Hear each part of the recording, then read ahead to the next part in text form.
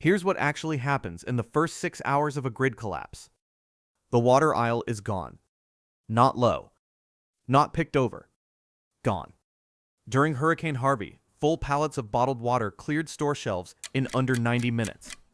Before most people even knew what was happening, before the official emergency declaration, before the news alert hit your phone, the water was already gone. So if everyone knows bottled water disappears first, why is that still where people run? Because panic doesn't follow logic. Panic follows habit. And that's exactly the gap this video exploits. I've spent time studying grid-down scenarios from documented disasters, Katrina, Harvey, Sandy, overseas infrastructure collapses, the actual recorded aftermath of real emergencies. And the pattern that emerges every single time is this. The people who come out ahead aren't the ones who ran fastest to the obvious aisle. They're the ones who walk calmly to the aisles nobody else thought to check. Today, I'm giving you 15 items that disappear from Walmart in the first 6 hours of a grid collapse. But here's the twist. I'm not just telling you what disappears. I'm telling you the smarter version of each one, the version sitting in an overlooked aisle, with equal or superior function, zero competition, and in several cases, the kind of utility that combat medics and military field units figured out decades before the civilian prepping world caught on. 15 items. 1 cart. The first 6 hours. If this list saves your life or your family's, the only thing I ask is that you share it with one person who doesn't know it yet. Let's start. Item 1. Bottled water, the decoy. Yes. Bottled water is number 1 on this list. Not because you should prioritize it, but because understanding why you shouldn't is the foundation of everything else we're going to cover. Bottled water is a decoy. It's the item that pulls everyone to the same aisle, creates the same fight, and produces the same result. Most people leave empty-handed while burning the exact time they needed to be somewhere else in that store. Here's what you actually do. While the crowd is stacking cases of Dasani in their carts and throwing elbows over the last 24 pack, you're heading to the hardware or housewares aisle. You're grabbing heavy-duty Contractor bags. We'll come back to those in detail later. Or if your Walmart carries it, a water bob bathtub bladder. You take that home. You line your bathtub. You fill it from the tap before municipal water pressure drops. A standard bathtub holds 60 to 80 gallons. A family of 4 needs roughly 1 gallon per person per day for drinking and basic sanitation. That's a week of water, secured quietly, while everyone else is still in line arguing over the last case on the shelf. Still grab a case of bottled water if it's on the shelf when you arrive. Don't skip it. But your real water supply doesn't come from a bottle. It comes from your tap before the pumps fail. The bottled water aisle is where the uninformed go. Now you know better. Item 2. Pool shock, calcium hypochlorite. This is the highest efficiency item on this entire list. And almost nobody in a civilian panic scenario is thinking about it. 1 pound bag of granular calcium hypochlorite. Pool shock. Roughly $5 at your Walmart pool supply section. That one bag can treat up to 10,000 gallons of drinking water when used correctly. 10,000 gallons. For $5. And here's why this matters more than any water filter or purification tablet you'll find in the camping section. Calcium hypochlorite is the same active compound used in municipal water treatment systems. You're not improvising here. You're replicating exactly what your city does to your tap water, just doing it yourself in a bucket. Here's the method. You dissolve a heaping teaspoon of granular pool shock into 2 gallons of water to create a concentrated stock solution. From that stock, you add 1 teaspoon per gallon to the water you want to purify. Wait 30 minutes. Smell for a faint chlorine scent. If you can smell it, it's treated. Now here's the detail that separates pool shock from liquid bleach, which is what most people reach for. Liquid bleach degrades. It loses potency within 6 to 12 months on the shelf, faster if exposed to heat. Granular calcium hypochlorite, stored sealed in a cool, dry location, retains potency for years, potentially a decade. 1 bag. $5. Years of water purification capacity. Zero competition in the pool aisle during a crisis. And now that clean water is handled, you need to know what's happening outside. That's item 3. Item 3. Hand crank emergency radio. The grid goes down. You have no internet. Your cell signal is either jammed with traffic or gone entirely. And you have a critical question that determines everything about your next 72 hours. Is this your neighborhood, or is this the entire region? Those two answers require completely different responses. A local outage means you shelter, wait, and conserve.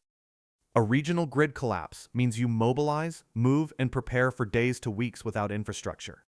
Without a radio, you're guessing. And guessing wrong in a grid-down scenario carries real consequences. NOAA Weather Radio, the National Oceanic and Atmospheric Administration's emergency broadcast system, is the federal standard for emergency alerts. It broadcasts continuously on dedicated frequencies, operates independently of the commercial internet and cell networks, and carries official emergency management updates from FEMA and local authorities. A hand crank emergency radio picks up those frequencies. No batteries needed. 1 minute of hand cranking on a modern unit delivers 30 to 60 minutes of playback. And the models available in Walmart's camping or electronics section, Midland, Cato, and similar brands in the $25, $35 range also include a USB charging port. That means your phone stays charged from the same device that's pulling down emergency broadcast. One item, two critical functions. Nobody is fighting over radios in a panic. They're all in the water aisle. The radio aisle is yours. The next item on this list costs less than $2. It's been standard military issue since 1943. And if you're carrying canned food with no power, you're gonna need it. Item 4. P38 military can opener. Here's a question most people don't think about until it's too late. You've got 15 cans of food in your cart. You have no electricity. Your electric can opener is a paperweight. How do you open them? The answer is a P38.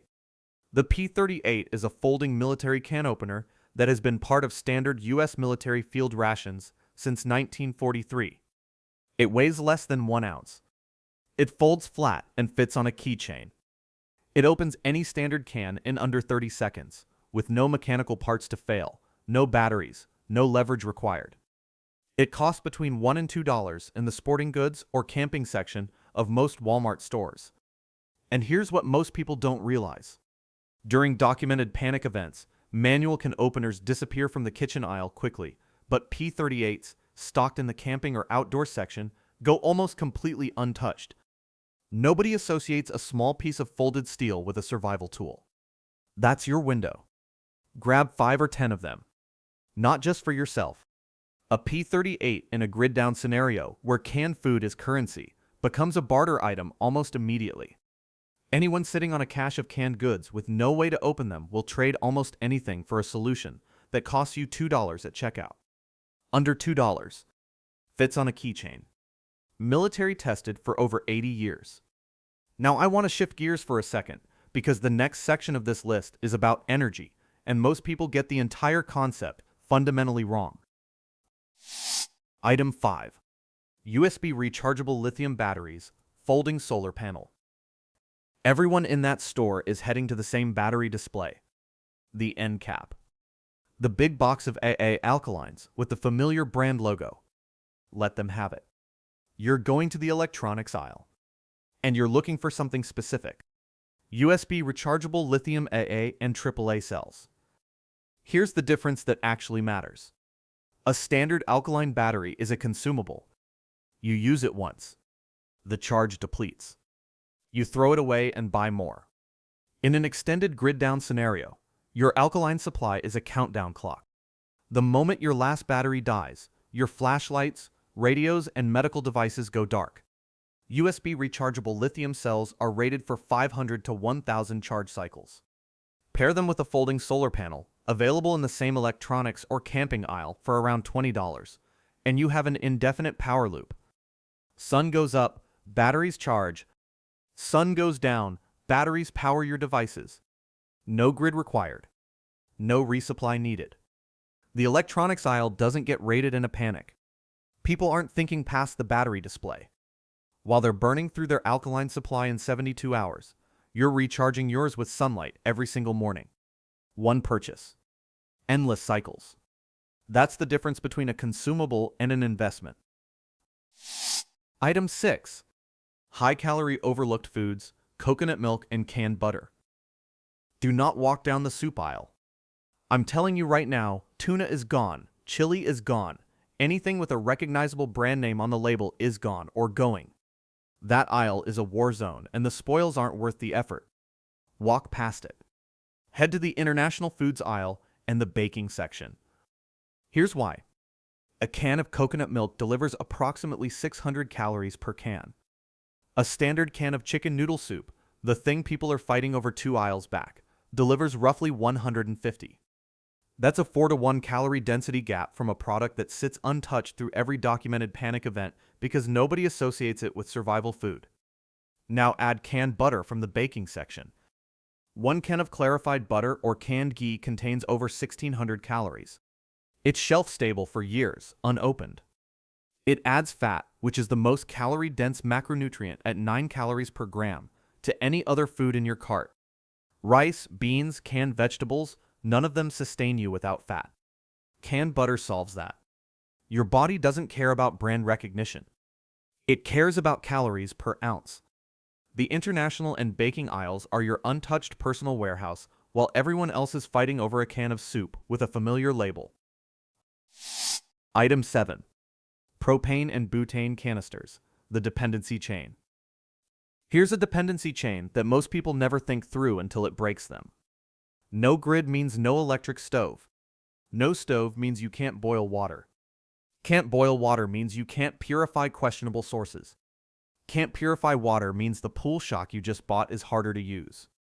Can't sterilize means the medical supplies in your cart lose half their effectiveness. Can't cook means the raw rice and dried beans in your pantry are useless calories. Fuel is the bottleneck behind every other survival function you're building. Pull the fuel out of the chain and the whole system collapses. A single burner camp stove runs about $25 in the camping section. A 4-pack of butane canisters costs under $10. Each canister burns for approximately 1 to 2 hours at full flame, which means a 4-pack gives you 4 to 8 hours of cooking fuel, enough to boil water, cook food, and sterilize equipment across several days when used efficiently. This aisle doesn't empty in a panic. People forget about fuel entirely because they're fixated on food and water. By the time they realize the gap, you're already home with your stove set up. Fuel is handled. Now let's talk about medicine and the shadow pharmacy that nobody in a panic scenario thinks to check. Item 8. Pet aisle shadow pharmacy, veterinary triple antibiotic. The pharmacy section is stripped within the first hour of a declared emergency. Ibuprofen, bandages, antibiotic ointment, gone. You probably already knew that. Here's what you don't know. Walk to the pet aisle. Find the veterinary-grade triple antibiotic ointment. The active ingredients in veterinary triple antibiotic ointment are neomycin, polymyxin B, and bacitracin, the exact same 3 active compounds in the identical concentrations found in the name brand human version in the pharmacy section. This isn't a workaround. This is the same product, manufactured to USP pharmaceutical standards, sold in a different aisle at a lower price point because the packaging says for pets. Nobody checks the pet aisle during a crisis. Nobody. You'll find it fully stocked when the human pharmacy section looks like a clearance event. While you're there, grab butterfly closure strips. These handle lacerations that would otherwise require stitches. In a grid-down scenario, emergency rooms are not taking walk-ins for non-critical wounds. Butterfly strips bridge a wound closed while it heals. That's field medicine available for a few dollars in the bandage section. Also grab the largest bottle of ibuprofen you can find. And before we move on, I want to be direct about something. We've now covered water, purification, communication, tools, power, food, fuel, and medicine. That's 8 categories in 8 items. Most prepper lists give you a shopping list. This is a system. Now we're moving into the section of this list where things get genuinely surprising. Item 9 is something combat medics have carried since Vietnam, and it has nothing to do with a first aid kit. Item 9. Tampons, the combat medic's field tool. This is the item I've been building toward. $3. Available in any Walmart. Completely overlooked during every single panic buying event ever documented. and used by combat medics in field conditions since the Vietnam War. Tampons. Here's the clinical reality. A tampon is individually wrapped in a sterile applicator. It is engineered specifically to absorb fluid rapidly under pressure and to expand to fill a cavity. Those are exactly the properties you need to manage a penetrating wound in the field when you are your own first responder and the nearest ER is either overwhelmed, inaccessible, or days away.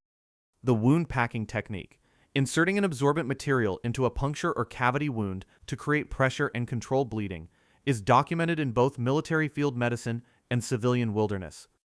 A tampon, used in this application, performs the same mechanical function as purpose-built wound-packing gauze at a fraction of the cost and with zero competition on the shelf. But here's the second layer that makes this item exceptional. In any prolonged grid-down scenario, actual hygiene supplies become irreplaceable within days. Access to feminine hygiene products disappears from supply chains. The barter value of something that has no improvised substitute goes through the roof almost immediately. 4 to 5 boxes. 3 functions. Medical tool. Hygiene essential. High-value trade commodity. $3 each. Zero competition. Item 10. Pedialyte. Clinical rehydration. Everyone in the sports drink aisle is fighting over Gatorade. Let them. Gatorade is a sports drink. It was formulated for athletic performance and fluid replacement in healthy exercising adults. That's a different problem than the one you're facing. Pedialyte was formulated to meet WHO oral rehydration therapy standards, the clinical benchmark for treating dehydration caused by illness, heat exposure, and fluid loss in compromised conditions. The sodium concentration in Pedialyte runs approximately 370 milligrams per liter. In Gatorade, roughly 160 milligrams per liter. The potassium gap is even larger, 780 milligrams per liter in Pedialyte compared to around 120 in a standard sports drink. That's not a marginal difference. That's a clinical-grade tool versus a beverage. In a grid-down summer with no air conditioning, which is the reality for most households within 12 hours of a power outage, heat exposure becomes dangerous within 24 hours. Children, elderly individuals, and anyone with a medical condition are at serious risk. Dehydration at the severity level that requires clinical rehydration doesn't respond well to a sports drink. It responds to electrolyte concentrations that match what your body actually lost. Pedialyte sits in the baby aisle. It is completely ignored during every documented panic buying event because nobody associates it with adult survival needs. It will be on the shelf. Grab every bottle you can carry. Item 11. Heavy-duty aluminum foil. A $4 roll of heavy-duty aluminum foil is one of the most underrated survival items available at Walmart right now. And I have almost never seen it mentioned in a prepper video. Here's why it belongs on this list. Standard heavy-duty aluminum foil reflects sunlight. A flat, slightly curved sheet held toward the sun creates a signaling mirror visible to search and rescue aircraft at distances exceeding 10 miles under clear conditions. That's documented search and rescue methodology, not improvisation. A foil signal is a recognized distress indicator. That's function 1. Here are 5 more. You can form foil into a rigid cooking vessel, a pot, a tray, a sealed packet for cooking over an open flame or camp stove. You can layer it as a heat reflector behind a fire or a candle to direct warmth. You can wrap a wound as a sterile barrier to block contamination and reduce fluid evaporation. You can wrap small electronics, a backup phone, a battery bank, in multiple tight layers to create a rudimentary Faraday sleeve that reduces electromagnetic pulse vulnerability. And you can shape it into a collection funnel to direct rainwater or dew into a container. Buy the heavy-duty variant specifically. The packaging will say 18 micron or heavy-duty. Standard household foil tears too easily under field conditions. The thick version handles everything on this list. Stop for a second. We are at item 11. Look at what this cart contains right now. Water sourcing, purification, emergency communication, a military field tool, indefinite power generation, calorie-dense food, fuel, medicine, wound management, clinical rehydration, and now a 6-function signaling and utility tool. That isn't a panic list. That is a functioning emergency infrastructure in a single shopping cart. 4 items left. Let's finish this.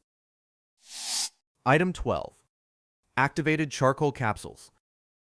In the first 48 to 72 hours of a grid-down event, one of the most predictable medical emergencies isn't trauma. It's ingestion. People start consuming food that's been out of refrigeration too long. Water from sources they're not certain about. Medications taken incorrectly in stressful conditions. In documented disaster medical response, gastrointestinal illness, and accidental ingestion events, the first-line treatment in emergency rooms for many poisoning and toxic ingestion events is activated charcoal. And you can buy it right now at Walmart for under $12. Activated charcoal works by adsorption, not absorption.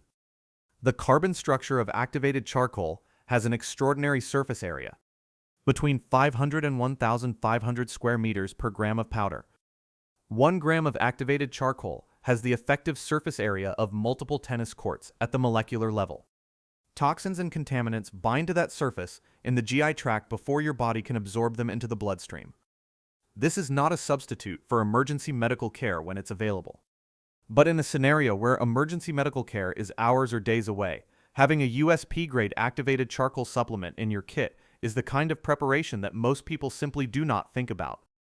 $8 to $12 in the supplement section. Zero competition. Pharmaceutical-grade utility. As a secondary function, activated charcoal has documented use as a filtration layer in improvised water filtration systems, though this is supplementary to proper chemical treatment, not a replacement. Medicine is covered. 2 items left. And I want to address the 2 things people treat as obvious and therefore skip. That's the mistake. Item 13. Heavy-duty contractor trash bags, 6 ml. The most underestimated item in any store. 6 ml heavy-duty contractor bags. 1 box, roughly $15, gives you dozens of bags at approximately 50 cents each. Here are the 7 field applications that have been documented in military deployment logs and disaster relief operations. Rain poncho for weather protection and body heat retention. Water collection funnel to gather precipitation or channel runoff. Ground insulation layer to reduce conductive heat loss when sleeping on concrete or cold ground. Improvised shelter wall to block wind and direct rain.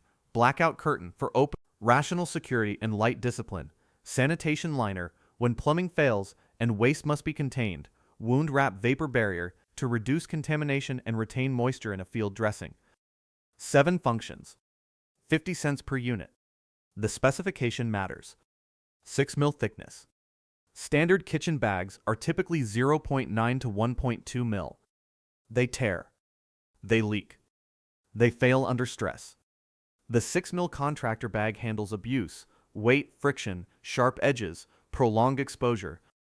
When you're improvising a shelter wall in a storm or lining a waste container for sanitation, the bag failing is not an acceptable outcome. Buy the heavy version. The box clearly states the mil thickness. During the 2010 Haiti earthquake response, contractor bags were among the most requested improvised supply items. 1 item with this range of application cannot be replicated by any single piece of specialized gear. Nobody is fighting over trash bags. That is the entire point. Item 14. Ferrocerium rod, primary fire source. Disposable lighters work until they don't. The fuel runs out. The flint wears down. You get them wet once and you're done. In an extended scenario, disposable lighters are a consumable with a fixed expiration. A ferrocerium rod. Ferro rod is an alloy of cerium, iron, and other rare earth metals that produces sparks at temperatures between 3,000 and... For reference, wood ignites at around 500 degrees. Paper at around 450. You have anywhere from 6 to 10 times the ignition temperature you need. The rod works soaking wet. It works in wind. It works at altitude. It doesn't expire. It doesn't leak. There are no moving parts. Quality ferro rods are rated for 12,000 to 20,000 strikes, effectively a lifetime of fire starting for most emergency applications. Your strategy here is layered. Grab the disposable lighters if they're still on the shelf. Use them as your daily convenience tool. But your primary fire source, your fallback when the lighter runs out or gets wet, is the ferro rod. It lives in your bag, and it never fails. Camping section. Minimal competition. Usually under $15. One item left. And before I give it to you, I want to tell you a mistake that almost everyone makes with a list like this. Item 15. Cash in small bills. Most people treat cash as either obvious or old-fashioned. That's why this is number 15, and why it might be the item that opens every door when everything else is locked. The grid collapses. Card readers go down. Payment terminals go dark. Your bank account, whatever's in it, becomes a number on a server you can't access. The ATMs in that Walmart lobby? They're drained within 2 to 3 hours of any declared regional emergency. Katrina, Sandy, Harvey. Every major documented U.S. disaster event shows the same pattern. Digital payment infrastructure fails within hours, and cash becomes the only functional currency. $100 to $200 in small bills, ones, fives, and tens, stored at home or on your person is a survival asset. Not because you're going to be buying survival gear in the disaster zone. Because the window of normal commerce that exists before an emergency is officially declared, that 2 to 4 hour window is when cash moves fastest and without friction. Cash transactions at overwhelmed registers process in seconds. Cash lets you skip price gouging card surcharges that appear during shortages. Cash is accepted when the network is congested and card terminals are timing out. And in the days following a grid event, cash becomes the lubricant of every informal transaction. The neighbor with extra propane, the local store running on a generator, the gas station pumping by hand.